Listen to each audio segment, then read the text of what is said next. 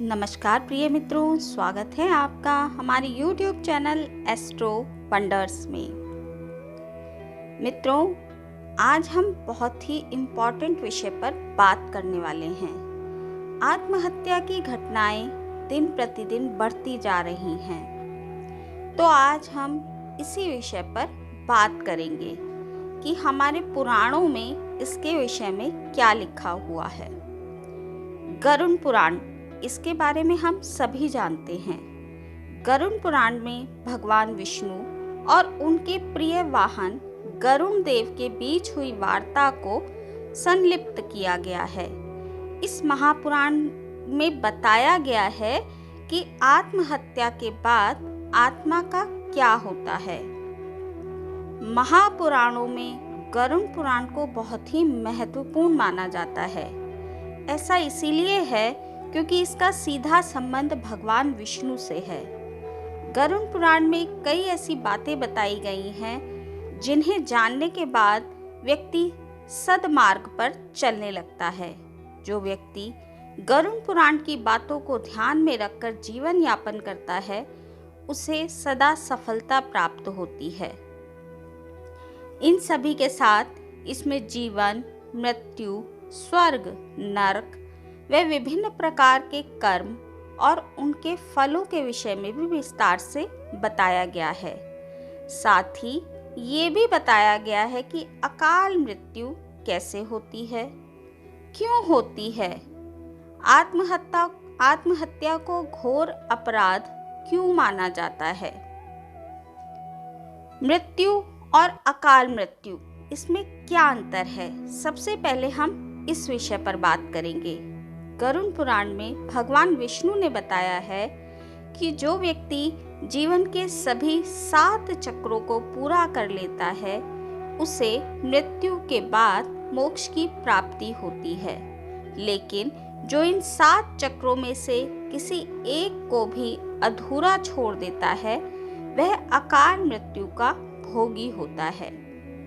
ऐसी आत्मा को मृत्यु के बाद कई प्रकार के कष्ट भोगने पड़ते हैं। गरुड़ पुराण में यह भी बताया गया है कि भूख से पीड़ित होकर, हिंसा से, फांसी लगाकर, आग से, सांप के काटने से, जहर पीकर आदि ये सभी कृत्य आत्महत्या के अंतर्गत आते हैं। ये सभी कृत्य अकाल मृत्यु के अंतर्गत आते हैं। गरुड़ पुराण में अकाल मृत्यु की एक सजा भी निर्धारित की गई है। गरुड़ पुराण में बताया गया है कि जिन आत्माओं का देह त्याग प्राकृतिक रूप से होता है, वे आत्माएं 3, 10, 13 या 40 दिनों में या फिर साल भर के अंदर मृत्यु के दूसरा शरीर धारण कर लेती हैं। लेकिन जो आत्महत्या करने का घोर अपराध करते हैं, उनकी आत्मा लंबे समय तक मृत्यु लोक में भटकती रहती है। ऐसा इसीलिए है क्योंकि गरुड़ पुराण में आत्महत्या को परमात्मा के अपमान के समान बताया गया है। उस आत्मा को ना तो उन्हें स्वर्ग की ही प्राप्ति होती है और ना ही नरक की प्राप्ति होती है। वह लोक और परलोक के बीच भटकते रहते हैं। गरुड़ पुराण में आत्महत्या करने वाले व्यक्ति के हश्र के विषय में भी बताया गया है। इसे एक निंदनीय अपराध माना गया है और इसे ईश्वर का अपमान भी बताया गया है। गरुड़ पुराण के अनुसार आत्महत्या करने वालों की मरने के बाद दुर्गति होती है। आत्महत्या एक निंदनीय अपराध है। आजकल लोगों के अंदर धैर्य खत्म हो गया है।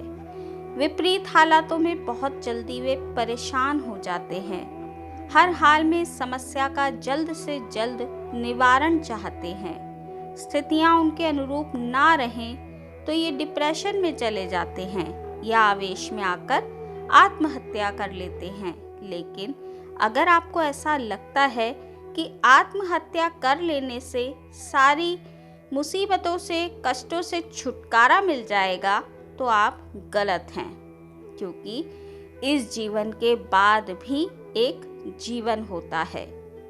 गरुड़ पुराण में आत्महत्या करने वालों के साथ क्या होता है, इस बात का भी जिक्र है। आत्महत्या करने वाला व्यक्ति मृत्यु के बाद और भी बुरी दशा में पहुंच जाता है, जहां वो ना तो अपनों से कोई संपर्क ही कर पाता है और ना ही किसी भी लोक में कोई स्थान प्राप्त कर पाता है। गरुड़ पुराण के मुताबिक आत्महत्या करने वाले की आत्मा अधर में लटक जाती है। ऐसी आत्मा को तब तक दूसरा जन्म नहीं मिलता या कोई भी लोक नसीब नहीं होता जब तक कि उसका चक्र, समय चक्र पूरा नहीं हो जाता। कहते हैं कि यदि आत्माएं भटकती रहती हैं, किसी दुर्घटना से मारे गए व्यक्ति की आत्मा जिसकी मृत्यु अकाल मृत्यु कहलाती है, उसे तब तक शरीर नहीं मिलता है जब तक कि ईश्वर के निर्धारित किया हुआ समय उसको पूरा नहीं कर लेता है। यानी कि ईश्वर ने जो समय उसके लिए पृथ्वी लोक पर निर्धारित किया है, यदि वह उससे पहले जीवन लीला की समाप्ति कर देता है, तो फिर उसकी आत्मा उतने समय तक भटकती रहती है जब तक कि उसका समय पूरा नहीं हो जाता है। यदि आत्महत्या करने वाले व्यक्ति की कोई इच्छा अधूरी रह गई है या वो गहरे तनाव के कारण ऐसा करता है, तो उसके लिए नया शरीर मिलना और भी मुश्किल हो जाता है। ऐसी आत्माएं भूत, प्रेत, पिशाच योनि में भटकती रहती हैं। ये भटकाव तब तक रहता है जब तक कि उनके मृत शरीर की निर्धारित आयु पूरी ना हो जाए। ऐसे में श्राद्ध, तर्पण और धार्मिक कार्य भी आसानी से आत्मा को भटकाव से मुक्ति नहीं दिला पाते हैं।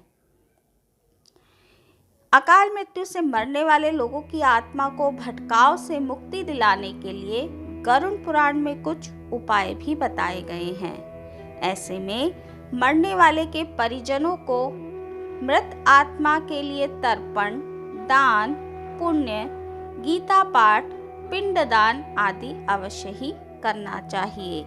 साथ ही अगर कोई इच्छा भी शेष है तो उस इच्छा को भी अवश्य ही पूर्ण करना चाहिए।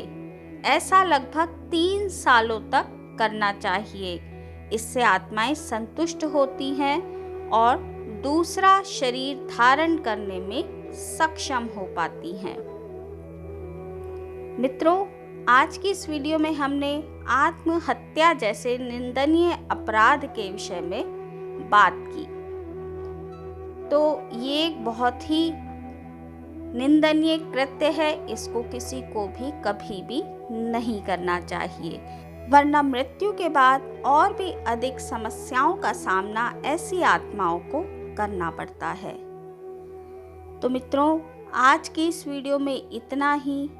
ये एक बहुत ही इम्पॉर्टेंट जानकारी है जिसका पता हमें सभी को होना चाहिए। मिलती हूँ आपसे अपनी अगली वीडियो में। वीडियो अगर अच्छी लगी हो तो वीडियो को लाइक कीजिए, शेयर कीजिए तथा चैनल को सब्सक्राइब करना बिल्कुल भी ना भूलें। मिलती हूँ आपसे अपनी अगली वीडियो में अगली किसी रोचक जानकारी के साथ। तब तक के लिए नमस्कार।